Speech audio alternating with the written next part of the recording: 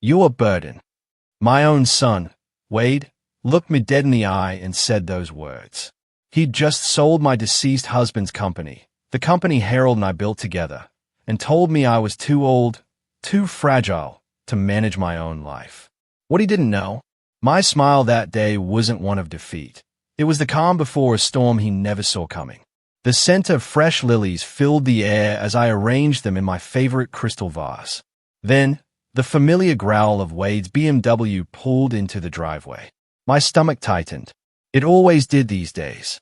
3 months since we last spoke, and he only visited when he needed something from me. Through the window, I watched him. Expensive suit, carefully adjusted. Then Brittany emerged, her heels clicking like a countdown on the pavement. Her blonde hair, her determined jaw. I knew, even from a distance, she was the real driving force behind whatever was about to happen. The doorbell, 2 sharp, impatient jabs. I set the vase down, my heart already bracing for the usual disappointment. When I opened the door, Wade didn't even meet my gaze. "Mom," he barked, stepping inside without an invitation. "We need to talk." Brittany swept past me, her heavy perfume a suffocating cloud. She clutched a leather briefcase like a weapon. "Hello, Agatha," she purred, that fake sweetness that always made my skin crawl. I led them to the living room. This room, where Wade took his first steps 35 years ago. Now, he stood in the center of it like a stranger, arms crossed, looking at everything but me. "Coffee. I just made a fresh pot," I offered, trying to anchor us in some semblance of normalcy. "This isn't a social visit, Mom." Wade's voice was colder than I'd ever heard it. "Sit down. There's something you need to know." My legs felt like water as I sank into the armchair Harold and I had picked out together 4 decades ago. Brittany, across from me, opened her briefcase with unsettling precision. Wade remained standing, a looming figure. "The company is sold," he announced, as casually as if he were discussing the weather. The words hit me, not like a whisper, but a physical blow to the gut. "Sold? What do you mean, sold?" Brittany slid a thick stack of papers onto the coffee table. "The sale went through yesterday morning," she stated, "all business.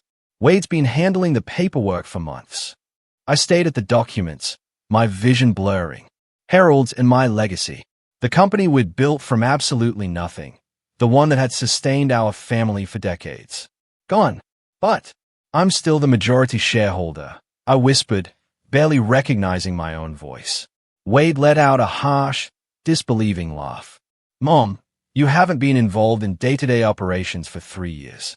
Not since Dad died. You don't even understand the financials anymore." "That's not true."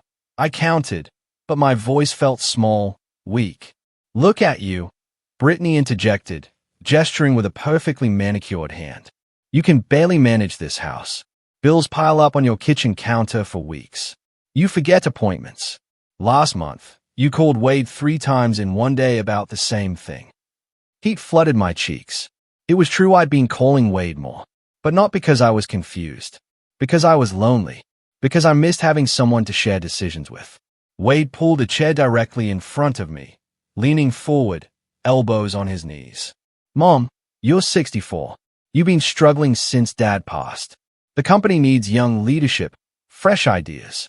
I can't keep watching you run it into the ground. The company is profitable." My voice found its strength. The quarterly reports show what Dad set up years ago." Wade cut me off. "But the industry is changing. Technology, automation, digital marketing. You don't understand any of that." Brittany nodded, feigning sympathy. "We're not trying to hurt you, Agatha. We're trying to protect you. The buyer paid well above market value. The money will keep you comfortable for the rest of your life." I looked between them, searching for any flicker of the boy I'd raised, the one who used to climb into my lap when thunderstorms scared him. All I saw was a man looking at me with thinly veiled impatience. "How much?" I asked quietly. Wade and Brittany exchanged a quick glance. $2.8 million, he said. "After taxes and fees, you'll have about $1.9 million in your account by Friday." It was a good price. Better than good, actually. But the money wasn't the point. "You sold our company without even asking me." I'm asking you now, Wade said, his tone flat, signaling the end of the discussion. I'm asking you to sign these papers, making it official, to acknowledge the sale was in your best interest. Brittany leaned forward, her voice dripping with that sickening sweetness again. Think about it, Agatha. No more board meetings. No more worrying about employee problems or market fluctuations. You can focus on what really matters. Your garden, your book club, maybe some travel. Wade stood abruptly, pacing to the window. When he turned back, his face was hard, unforgiving. The truth is, Mom, you're a burden. You have been ever since Dad died. You call me constantly with questions any competent business owner should know. You second-guess every decision I make, even though you don't understand the modern marketplace. The word burden hung in the air, thick and suffocating, like smoke from a fire. Something inside me cracked. Not broke, not yet, but cracked, like ice starting to thaw. I sold Dad's company because it was the right thing to do, Wade continued, his voice rising. For the business, for the employees, and for you. And good luck with the rent on your new apartment, because this house is going to cost more to maintain than you can afford on a fixed income. Brittany shot him a warning look, but he ignored it. You're my son, I said softly, more to myself than to him. And you're my mother, he replied, which is why I'm doing this. Someone has to make the hard decisions, and clearly, it's not going to be you. I sat in that armchair. It felt like hours, but was probably only minutes. My mind, strangely calm, like the eye of a hurricane. When I finally looked up, both Wade and Brittany were watching me, expectant. Okay, I said simply. Good luck. Wade blinked. What? I said, okay, good luck. I stood slowly, smoothing my skirt. I assume you'll need me to sign those papers. Where? Brittany fumbled with the documents, clearly thrown by my lack of resistance. Here. And here. An initial there. I signed where they indicated, my handwriting steady despite the tremor deep inside. When I finished, I handed the pen back to Brittany and walked toward the front door. That's it. Wade called after me. You're not going to argue, not going to guilt-trip me about family loyalty. I turned back, my hand on the doorknob. Would it change anything? He opened his mouth, then closed it. I didn't think so, I said. Have a wonderful time in Milan. I hope the weather is nice for your honeymoon. Brittany's eyes widened. How did you know about Milan? I smiled for the first time since they'd arrived. A genuine, if somewhat cold, smile. I know more than you think I do. After they left, I sat back down in my armchair. The living room looked exactly the same. Yet, everything had changed. The silence felt different now. Not lonely, but expectant, like the moment before dawn. I reached for my phone and dialed a number I knew by heart. Marcus, it's Agatha. I think it's time we had that conversation. Marcus, my longtime attorney and, more importantly, my friend, arrived within the hour. He carried the same worn leather satchel he'd used for 25 years. He looked exactly as I expected, concerned, but not surprised. I take it Wade went through with it, he asked, settling into Harold's old chair without ceremony. Every word, exactly as we predicted. I poured him coffee. My hands, surprisingly steady now, steadier than they'd been in months. He called me a burden, Marcus. His exact words. Marcus shook his head, his gray eyebrows knitting together. I'm sorry, Agatha. I know we prepared for this, but it still must have hurt. I cradled my cup. The hurt stopped surprising me years ago. What surprises me is how predictable he's become. Shall we review the timeline? Marcus asked, pulling a thick folder from his satchel. I nodded, though I knew every detail by heart. We've been planning this for 3 years.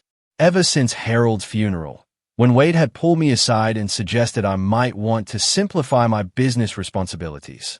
It started in 1983. I began, my voice taking on the cadence of a story I'd told many times. Harold and I were both 25, fresh out of college, and completely broke. I had a business degree and a head full of ideas. He had charisma and the ability to charm investors. Marcus smiled. The classic combination. Except everyone assumed Harold was the brains of the operation. I set my coffee cup down with a soft clink. The bank loans were approved because of his charm. The early partnerships happened because men in the 80s were more comfortable dealing with other men. So, we played the game. I walked to the mahogany desk, pulling a framed photograph from the bottom drawer. It showed Harold and me at the ribbon cutting for our first office building. He beamed, holding the scissors. I stood slightly behind him, my hand on his shoulder, smiling but watching the crowd. I was always watching, I said, more to myself. While Harold worked the room, I was calculating who had real influence, who was just talking big, which deals would actually materialize. And the company's structure. Marcus prompted. Officially, Harold owned 60%. I owned 40%. But the real power was in the subsidiary companies, the holding trust, the intellectual property rights, all things I set up and managed while Harold focused on the public face of the business. I opened another drawer, one filled with documents Wade had never seen. When Wade joined the company 8 years ago, Harold was already showing signs of his heart condition. We knew we needed to plan for succession. Marcus pulled out his reading glasses. That's when you established the Meridian Trust. Exactly. A familiar satisfaction warmed me, remembering how carefully we'd constructed it. 70% of the company's actual value, the patents, the international contracts, the commercial real estate holdings, was transferred to a trust with me as the sole beneficiary. The remaining 30%, which included the day-to-day operations and the company name, stayed in the traditional corporate structure. And Wade knew none of this. I laughed, but there was no humor in it. Wade knew what he wanted to know. He was so eager to prove himself, to show he could run things better than his old-fashioned parents. He never asked the right questions. The afternoon sun streamed through the windows, illuminating dust motes dancing like tiny secrets. I remembered another afternoon, almost a year ago, when I'd overheard Wade on the phone in Harold's old office. He was talking to Brittany. I said, the memory's still sharp. She was asking about the company's assets, about whether I had any real control over the finances. Wade laughed and said I was just a figurehead, that I'd never understood the business side of things anyway. Marcus made a note on his legal pad.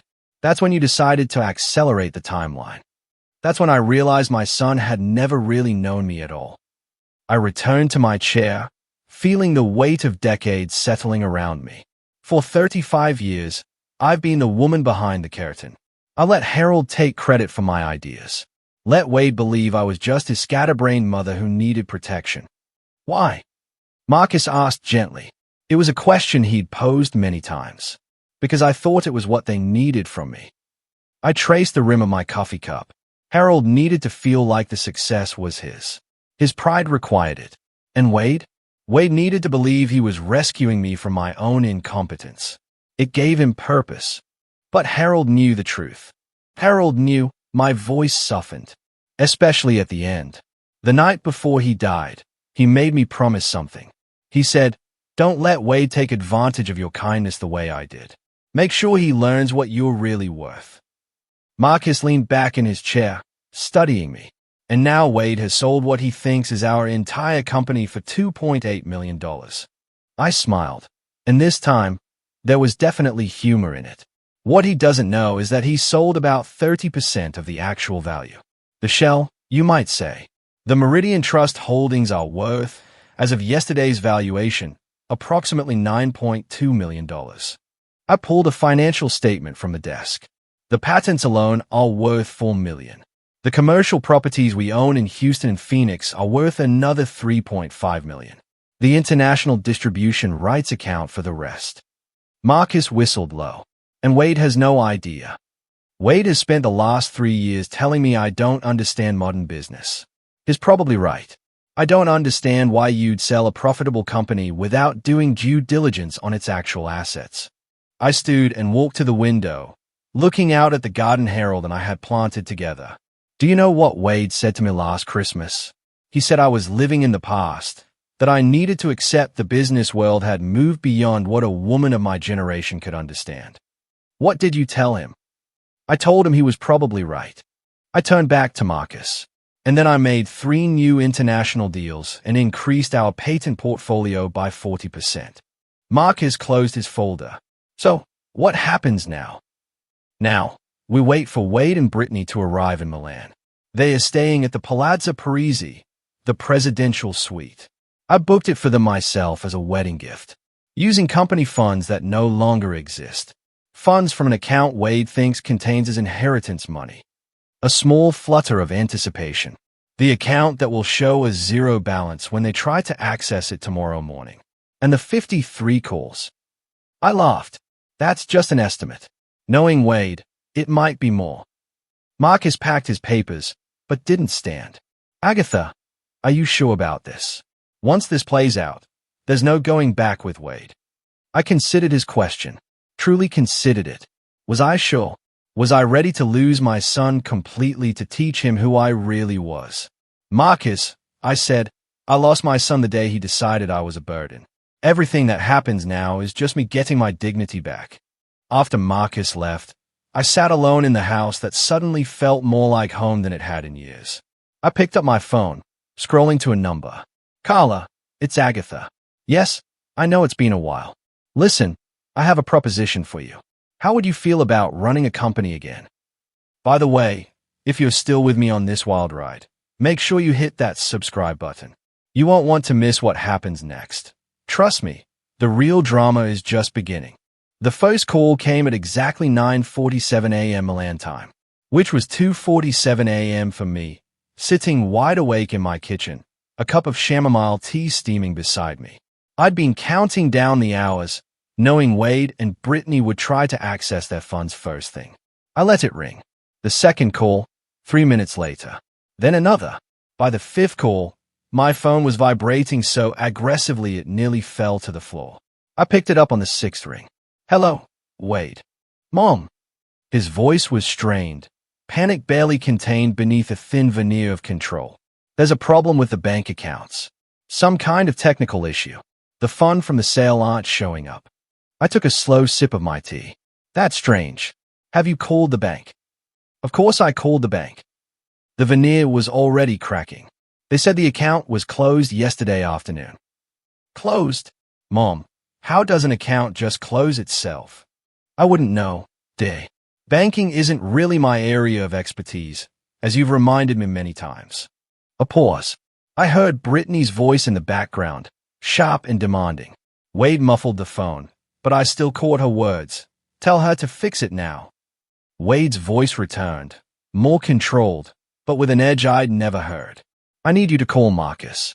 There's obviously been some kind of mistake with the paperwork. The sale money should have been deposited yesterday. I'll call him in the morning, I said pleasantly. It's nearly 3 a.m. here. Wade. I'm sure whatever it is can wait until business hours. No, it can't wait.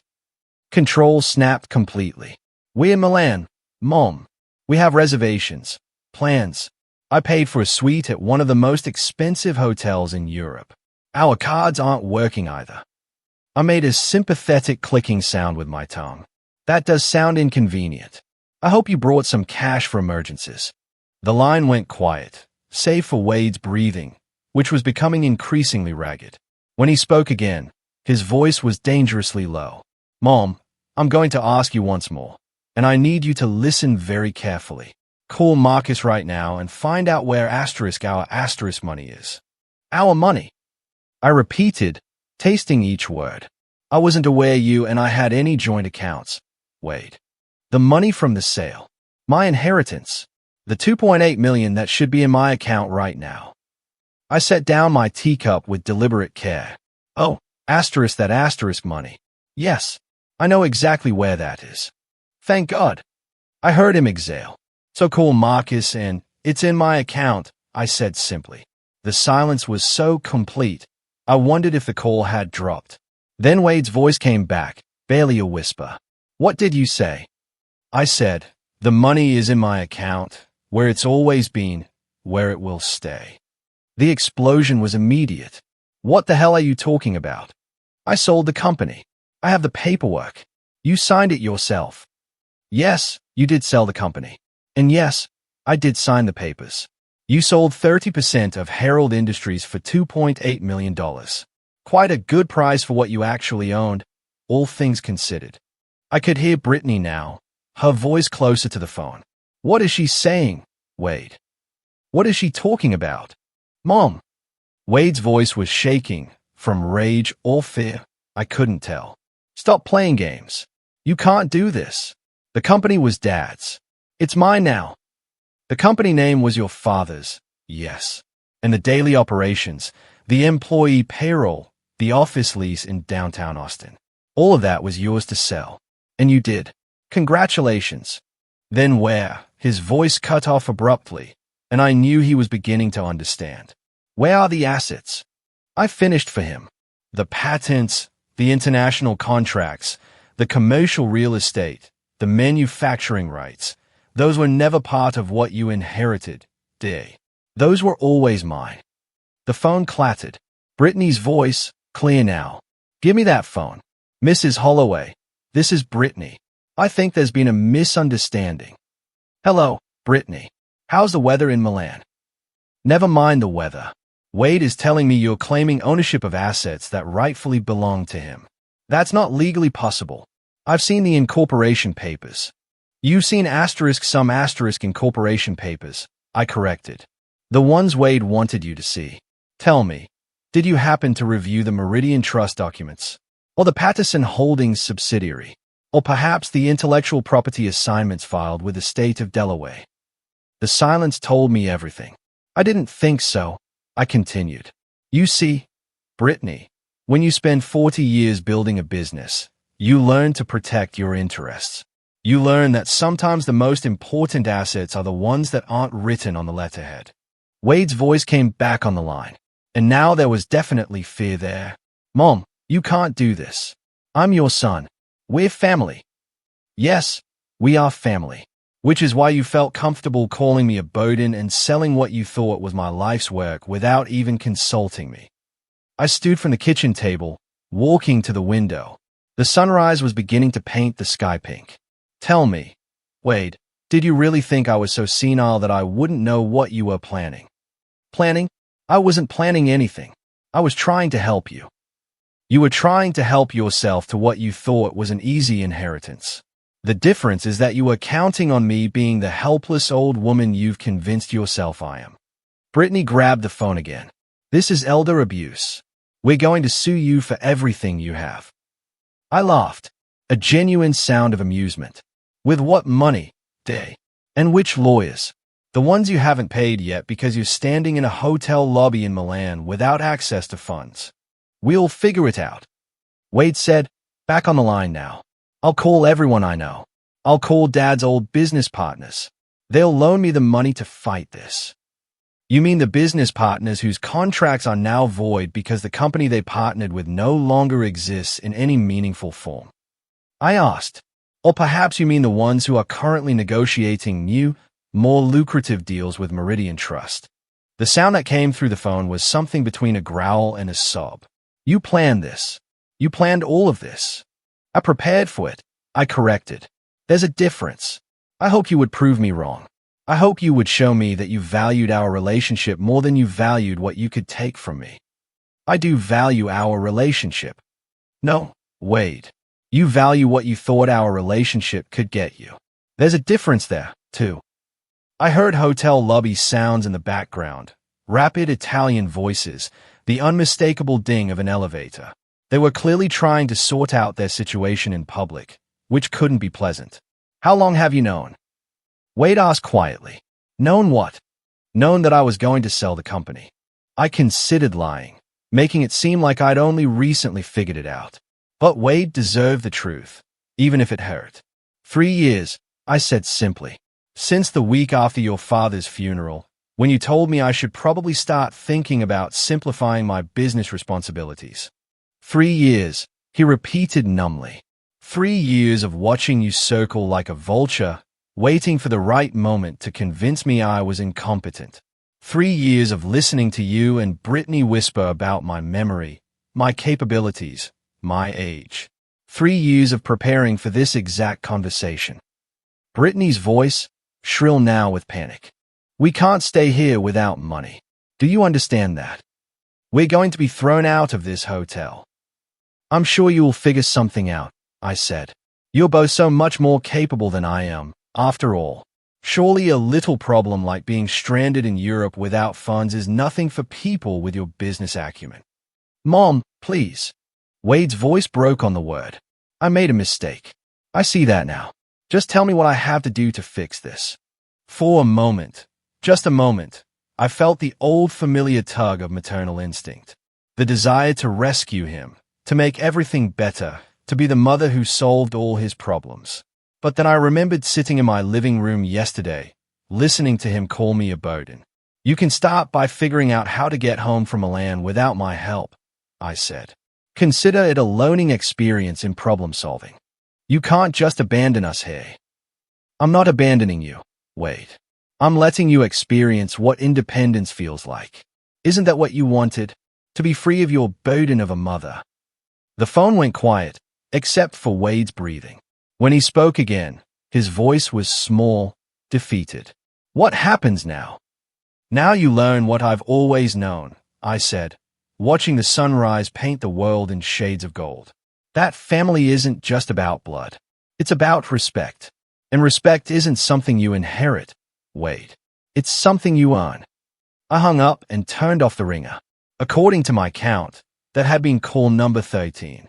If my estimates were correct, I had 40 more to go. I made myself a fresh cup of tea and settled back at the kitchen table with my tablet.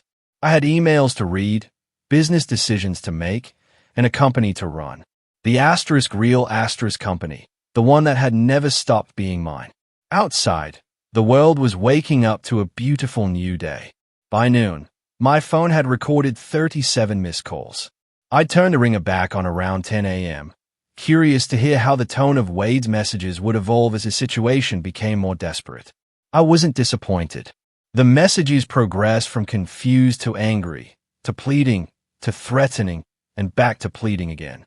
Brittany's voice appeared more frequently, her earlier politeness completely abandoned in favor of increasingly shrill demands.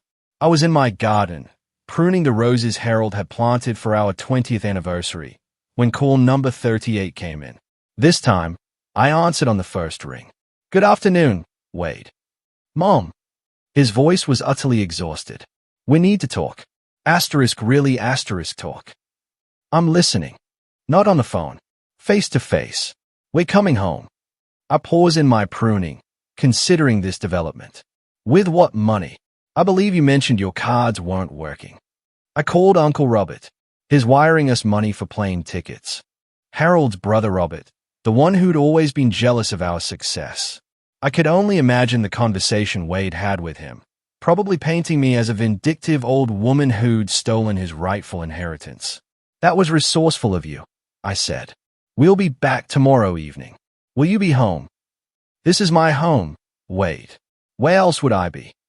The line went quiet for a moment. Mom, I need you to know that I'm going to fight this legally. I can't let you destroy Dad's legacy out of spite. Harold's legacy, I repeated slowly. Tell me, Wade, what do you think your father's legacy actually is? The company, the business he built from nothing. We built from nothing, I corrected. Your father and I, together. But I understand why you'd forget that detail. Fine. We built it. That doesn't change the fact that you're destroying it now. I set down my pruning shears and sat on the garden bench Harold had built for me after my first cancer scare 10 years ago. I'm not destroying anything, Wade. I'm protecting it. From who? From you. The honesty of my answer seemed to catch him off guard. Several seconds passed before he responded. From me, Mom? I'm trying to honor Dad's memory. I'm trying to build on what he created. What you're trying to do is cash out as quickly as possible so you and Brittany can live a lifestyle you haven't earned. My voice was calm, matter of fact. The buyer you found, Stewart Industries, they specialize in acquiring companies just to strip their assets and fire their employees. Did you know that? Silence. I thought not. Did you know that they plan to close our Austin office and move everything to Mexico within 6 months? Did you know that 43 families would have lost their jobs by Christmas? That's not, You didn't ask, Wade. You saw a big number in dollar signs, and you didn't ask what would happen to the people your father and I spent 40 years building relationships with. I could hear Brittany in the background, her voice urgent but too distant to make out words. The employees would have found other jobs, Wade said, but his voice lacked conviction. Margaret Henley has been our office manager for 18 years. She's 56 years old with a high school education. Where do you think she'd find another job that pays what we pay her? Tom Rodriguez has been with us since he was 22. His daughter just started college. How exactly do you think he'd afford tuition after getting laid off? Business isn't charity, Mom. Sometimes people get hurt. You're right. Business isn't charity, but it's not pillaging either. There's a difference between making hard decisions and making selfish ones. The conversation was interrupted by what sounded like an argument in Italian. Hotel staff, probably. I imagined the scene. Wade and Brittany in an opulent lobby, looking increasingly disheveled, trying to negotiate with people who didn't care about American entitlement. We'll be home tomorrow, Wade said finally, and we'll settle this properly. I look forward to it. After he hung up, I sat in the garden for a long time, thinking about the conversation and what would come next. I knew Wade would lawyer up the moment he got back. I knew he'd try to find some way to challenge the trust structure, to claim I'd manipulated Harold or taken advantage of his illness. What Wade didn't know was that I'd been preparing for that possibility, too. I pulled out my phone and called Marcus again. Let me guess, he said before I could speak. They found out about Milan. Call number 38. They are flying back tomorrow on Uncle Robert's dime. And Wade's threatening legal action. He thinks he can overturn the trust. Marcus chuckled. I assume you're ready for that, too. Pull the video files, I said. All of them. The board meetings, the family dinners, the conversations in Harold's office. If Wade wants to claim I manipulated his father, let's show everyone exactly who was manipulating whom. For the past 3 years, ever since Wade had started making noises about my competence, I'd been recording our interactions. Not secretively, exactly, but not obviously either. A small digital recorder in my purse during family dinners. Voice memo apps running during phone calls. Security cameras in the office that captured more than just break-ins. I'd learned long ago that documentation was protection, especially for women in business, especially for older women in business. How extensive are we talking? Marcus asked. Extensive enough. Wade telling Harold that I was getting confused about basic business concepts.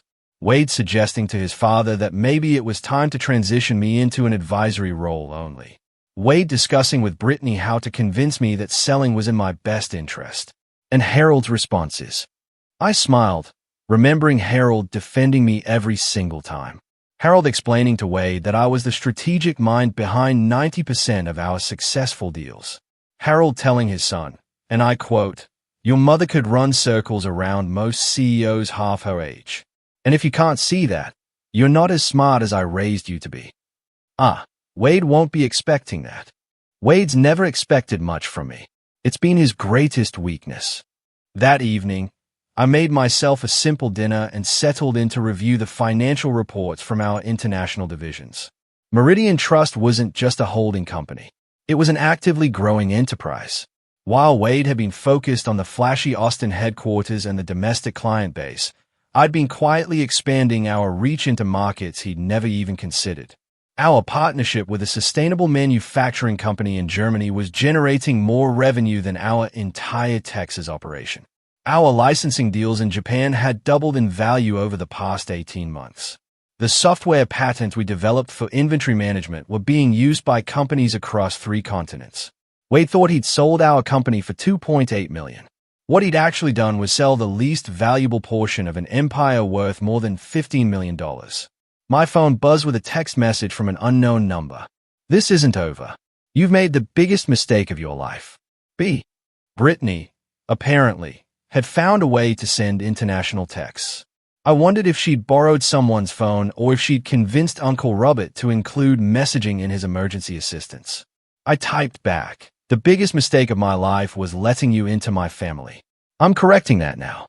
The response came immediately. "Wade will never forgive you for this." I stared at that message for a long moment, feeling something settle deep in my chest. Something that felt like relief. Good, I typed back. Maybe now we can have an honest relationship. I turned off my phone after that and spent the evening reading. Harold had always said that the best business decisions were made with a clear mind and a calm heart. Tomorrow would bring drama, accusations, and probably lawyers. Tonight, I wanted to enjoy the peace of a house that finally felt like mine again. Around midnight, I walked through the rooms Harold and I had shared for so many years. The living room where we'd planned our first expansion. The kitchen where we'd celebrated our biggest contracts. The office where we'd worked side by side, building something we were proud of. For 3 years, this house had felt like a mausoleum, a shrine to a man who was gone, and a business I thought I'd lost control of. Tonight, it felt alive again. I stopped in front of the family photos lining the hallway, looking at images of Wade as a child, a teenager, a young man just starting his career. In every photo, he was smiling, confident, surrounded by love and support. I'd given him everything I could think of to give him: education, opportunity, unconditional love, and a path to success. What I'd apparently failed to give him was respect for the people who'd provided all those things. Tomorrow, he'd learn what it felt like to lose them.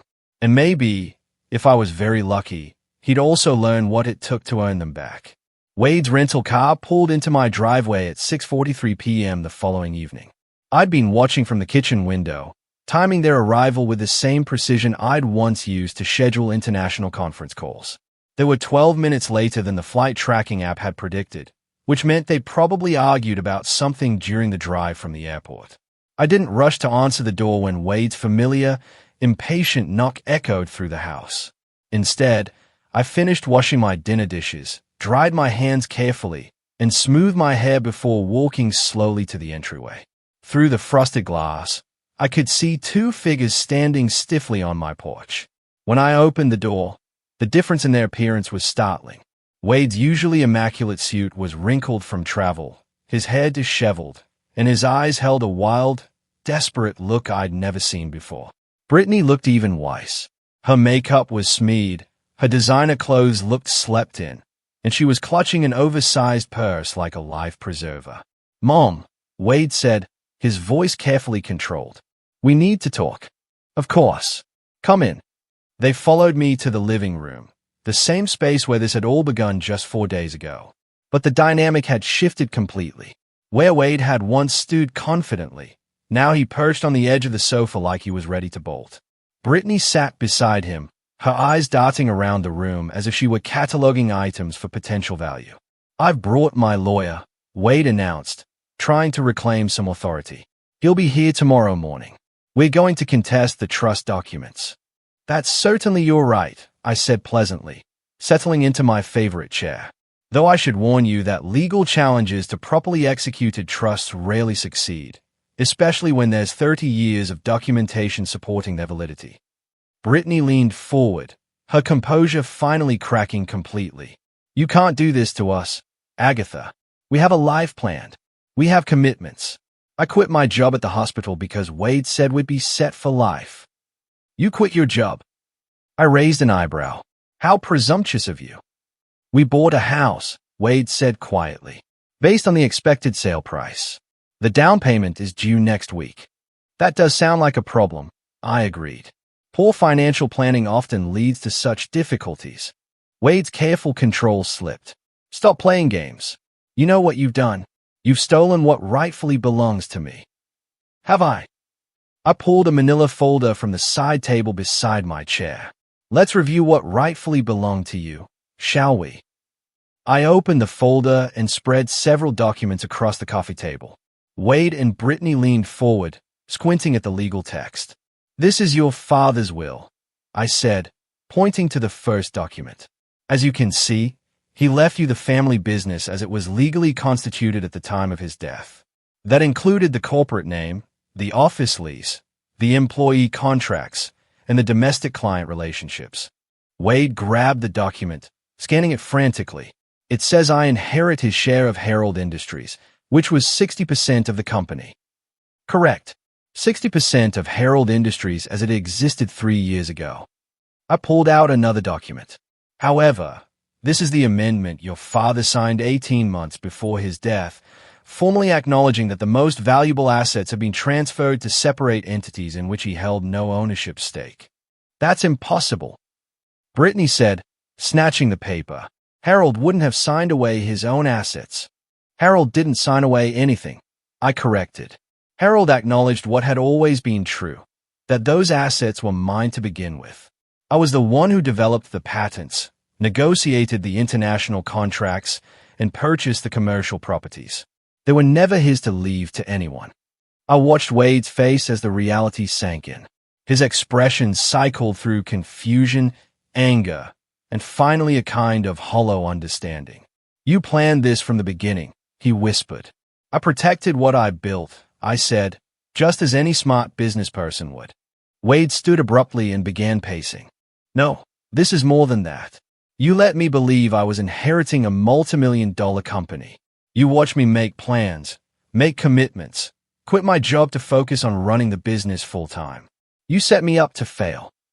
I gave you exactly what your father left you, I said calmly.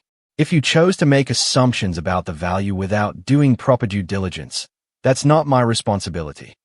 Due diligence? Wade's voice cracked. You're my mother. I trusted you. Did you? Because from where I sit, it looks like you trusted that I was too stupid and too grief-stricken to notice what you were planning. I pulled out my phone and scrolled to a voice recording I'd saved from 8 months ago. Wade's voice filled the room, tiny but clear from the phone's small speaker. Brittany, I'm telling you, she has no idea what she's sitting on. Mom thinks the company is worth maybe $3 million tops. She's always been clueless about the financials. Once I convince her to sell, we'll have enough to buy that house in Westlake and still have millions left over. The old lady will be so grateful for our help. She'll probably give us power of attorney over her personal accounts, too.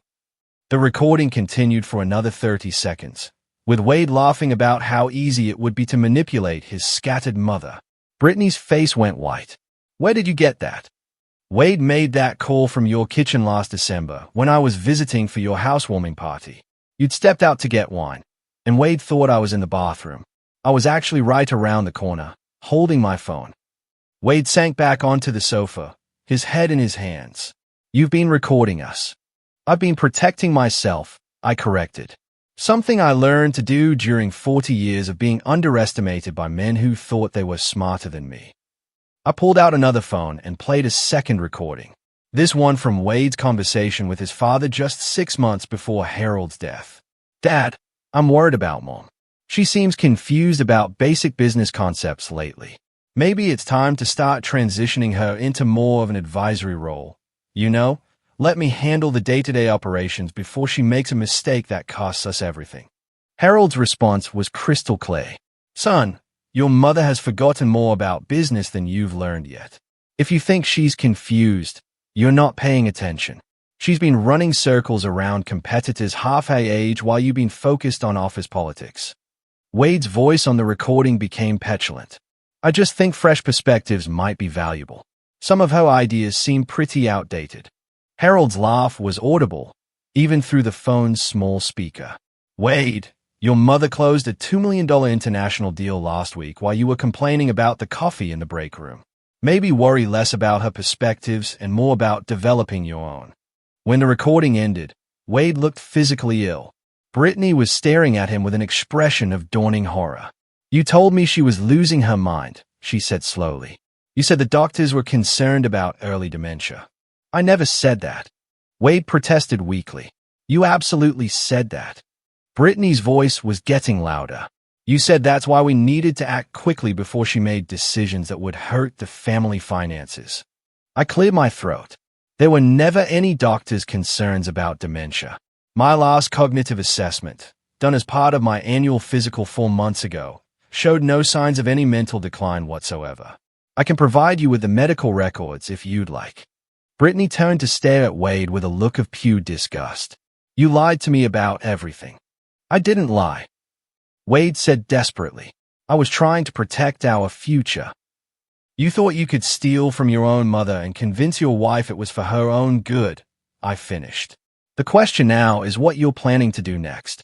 Wade looked around the room like a trapped animal. I'll contest the trust.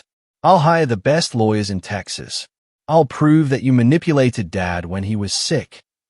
With what money? I asked reasonably. Your cards don't work, remember? Uncle Robert paid for your plane tickets, but I doubt he's prepared to fund a prolonged legal battle against trusts that have been properly maintained for 3 decades. I'll figure something out. You could, I agreed. Or you could accept reality and decide what kind of relationship you want to have going forward. Brittany stood up abruptly. I'm not staying for this. Wait, fix this or I'm done. I didn't marry someone who would lie to me about millions of dollars and then lose it all through sheer stupidity. She stormed toward the front door, her heels clicking angrily against the hardwood floor. Wade started to follow her, then stopped and turned back to me. What do you want from me? He asked, his voice broken. I want you to decide whether you love me or just what you thought I could give you, I said quietly. Because one of those relationships has a future and one of them doesn't. Wade stared at me for a long moment, then walked out without another word. Through the window, I watched him and Brittany have what appeared to be a vicious argument beside their rental car. She got in on the passenger side, slammed the door, and they drove away. My phone rang 20 minutes later. Wade's number. Mom, I need a place to stay tonight. Brittany threw me out of the hotel. The spare room is available, I said. The rent is $50 a night, and you'll need to help with housework. $50? Mom, I don't have $50. Then I guess you'd better start figuring out how to earn some. There was a long pause. Are you really going to make me homeless? I'm going to let you experience what independence looks like when you don't have a safety net, I said. Consider it education in personal responsibility. I'm your son. Yes, I said, and it's time you learned what that actually means. 6 months later, I stood in the kitchen making coffee for 2, a routine that had become as natural as breathing. The morning sun streamed through windows that sparkled. Wade had cleaned them yesterday as part of his weekly responsibilities. The house had never looked better or felt more peaceful. Good morning, Mom. Wade appeared in the doorway, dressed in jeans and a simple button-down shirt, his hair still damp from the shower. The designer suits were long gone, sold months ago to help pay for basic necessities. Good morning. How did you sleep? Better than I have in years, actually. He moved to the cabinet and pulled out 2 mugs, a gesture that had become automatic. I finished reviewing the quarterly reports last night. The German partnership is exceeding projections by 18%. I smiled, handing him his coffee, black. The way he'd learned to drink it when expensive coffee makers and fancy creamers were no longer in the budget. And the Tokyo expansion. The contract should be finalized by the end of the month. Your instincts about the market timing were perfect. It had taken Wade 3 months to stop being bitter about working for his mother instead of inheriting her company. It had taken another 2 months for him to realize that he was actually learning more about business than he ever had when he thought he was entitled to success. The transformation hadn't been easy or pretty. After Brittany left him at the hotel that night, Wade had spent 2 weeks sleeping on friends' couches, trying to borrow money for lawyers to contest the trust. One by one, his friends had stopped returning his calls when they realized he had no way to pay them back. Uncle Robert had refused to fund a legal battle after Harold's lawyer confirmed that the trust documents were airtight. Wade had finally shown up on my doorstep 3 weeks later, exhausted and humbled, asking if my offer of the spare room was still available. I'll pay the $50 a night, he'd said, standing on the porch with a single suitcase. And I'll do the housework. I just need somewhere to stay while I figure out what comes next. What comes next is up to you, I'd told him. But if you're staying here, you follow my rules. The rules had been simple, but non-negotiable. No drinking, no drugs, no overnight guests without permission. Rent paid weekly in advance. Household chores assigned and completed without complaint. Most importantly, if he wanted to be part of the family business again, he would start at the bottom and work his way up based on merit, not bloodline. I have a meeting with the Henderson group this afternoon, I said now, settling at the kitchen table with my coffee. Would you like to sit in? Wade's eyes lit up. Really? They are one of our biggest potential clients. They are also notoriously difficult to work with. I thought you might learn something from watching how to handle demanding customers. 6 months ago, Wade would have bristled at the suggestion that he needed to learn anything. Now, he nodded eagerly. I'd appreciate that. Should I prepare anything in advance? Review their file. Study their previous partnerships. Think about why they might be hesitant to work with us and how we might address those concerns. Already done, Wade said, pulling out a notebook filled with his handwriting. I stayed up until midnight researching their corporate culture and recent market challenges. I felt a familiar warmth in my chest. The same feeling I'd had when Wade was 8 years old and had spent hours building an elaborate Lego castle, determined to get every detail perfect. Somewhere along the way, I'd lost that focused, determined child. I was grateful to see glimpses of him returning. Wade, I said carefully, I want you to know that I'm proud of how hard you've been working.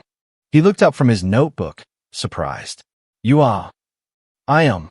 When you first came back, I wasn't sure if you were here because you genuinely wanted to change or just because you had nowhere else to go. Honestly, at first it was because I had nowhere else to go. Wade's face reddened slightly. I spent those weeks on couches planning how I was going to prove you wrong, how I was going to get back what I thought was mine. It took me a while to realize that what I thought was mine was never really mine to begin with. And now, Wade sat down his coffee cup and looked directly at me. Now, I realized that I wasted the first 35 years of my life trying to live up to an image of Dad that wasn't even real. I thought being a man meant taking what I wanted and never asking for help. I thought strength meant never admitting when I was wrong. And what do you think now? I think Dad was successful because he was smart enough to marry someone smarter than him and humble enough to listen to her advice. Wade's voice was steady, serious. I think I missed out on 35 years of learning from the most capable person I know because I was too arrogant to see past my own assumptions. The conversation was interrupted by the ringing of my phone. The caller ID showed a number I hadn't seen in months. Brittany. Wade saw the name on the screen and tensed. Are you going to answer it? I'm curious what she wants after all this time. I accepted the call. Hello, Brittany. Agatha. Hi. I hope I'm not calling at a bad time. Her voice was different, smaller, somehow less confident. It's fine. What can I do for you? I was wondering, is Wade there? I've been trying to reach him, but his number has been disconnected. I glanced at Wade, who was shaking his head vigorously. Hey, would you like to speak with him? Actually, I was hoping to speak with you first. I have something I need to say. Wade raised his eyebrows but didn't object when I put the phone on speaker. I owe you an apology, Brittany continued. A big one. I was wrong about you, and I was wrong to encourage Wade to do what he did. What changed your mind? I asked. Life, she said with a bitter laugh. After I left Wade in Austin, I moved back in with my parents. I've been job hunting for 6 months, and let me tell you, it's humbling. I forgot what it was like to actually work for things instead of just expecting them to be handed to me. I see. I also had time to think about our marriage, about the person I was when I was with Wade. I didn't like that person very much. I was entitled and greedy, and completely comfortable with the idea of taking advantage of someone who'd done nothing but love and support their child. Wade was staring at the phone with an expression I couldn't quite read. I called to apologize to you, Brittany continued, but also to tell Wade something important. The divorce papers are being filed this week. I'm not asking for anything except my personal belongings. I don't deserve anything more than that. Brittany, Wade said quietly. You don't have to. Yes, I do, Wade. You made mistakes, but I made them worse. I pushed you to see your mother as an obstacle instead of an ally. I convinced you that taking advantage of her was somehow justified. I'm ashamed of who I was, and I'm sorry. After she hung up, Wade and I sat in silence for several minutes. How do you feel? I asked finally. Relieved, he said without hesitation. Sad, but relieved. The person I was when I was married to Brittany wasn't someone I liked very much either. And now? Wade looked around the kitchen at the simple breakfast we'd shared, at the honest work waiting for both of us. Now I feel like maybe I'm becoming someone Dad would have been proud of. Your father was always proud of you, I said gently. He just wanted you to be proud of yourself, too. That afternoon's meeting with the Henderson group went better than I'd hoped. Wade asked intelligent questions, took detailed notes, and offered insights that showed he'd really done his homework. When they asked about our succession planning, I was able to point to Wade as our Director of Operations, a title he'd earned through 6 months of 60-hour weeks and flawless performance. After the clients left, Wade and I sat in the conference room reviewing the notes. "I think they're going to sign," he said, organizing his papers. "I think so, too. That was excellent work today." Wade smiled, but then his expression grew serious. "Mom, can I ask you something?" "Of course." "When you were setting up the trust structures, when you were protecting the assets from me, did you know it would end up like this? With me working for you, learning the business properly?" I considered the question carefully. I hoped it would, but I was prepared for the possibility that you'd walk away forever and never speak to me again. "What would you have done then?" "I would have run the company myself until I couldn't anymore, then sold it to someone who would take care of our employees." I paused.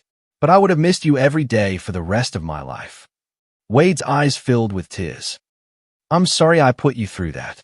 I'm sorry I made you feel like you had to choose between protecting yourself and protecting me." "You didn't make me choose," I said. "You made a choice about what kind of son you wanted to be. I just made sure that choice had real consequences. And if you'd chosen differently, if you'd kept fighting me in court, then you would have learned that respect can't be inherited or stolen. It can only be owned." Wade nodded slowly. "I think I'm finally starting to understand that." As we packed up to leave the office, Wade turned to me one more time. "Mom, thank you." "For what?" "For not giving up on me. For showing me who I could become instead of just accepting who I was." I smiled, thinking about the long journey that had brought us to this moment. "That's what mothers do, Wade. We love you enough to let you fail, and we love you enough to help you succeed, even when your children call you a burden. Especially then," I said, "because that's when they need us most." 6 months ago, I thought I was losing my son. Instead, I'd found him, the real him, underneath all the entitlement and assumptions. The man Harold and I had always hoped he'd become. It had taken losing everything for Wade to discover what actually mattered. And it had taken risking everything for me to save the relationship that mattered most. As we walked out of the office together, I realized that this was what victory actually looked like. Not the moment you prove you're right, but the moment everyone finally understands what was worth fighting for. I'm curious, for those of you listening to my story, if you were in my shoes, would you have done things differently? Would you have held back? Or would you have let your child experience the consequences of their actions?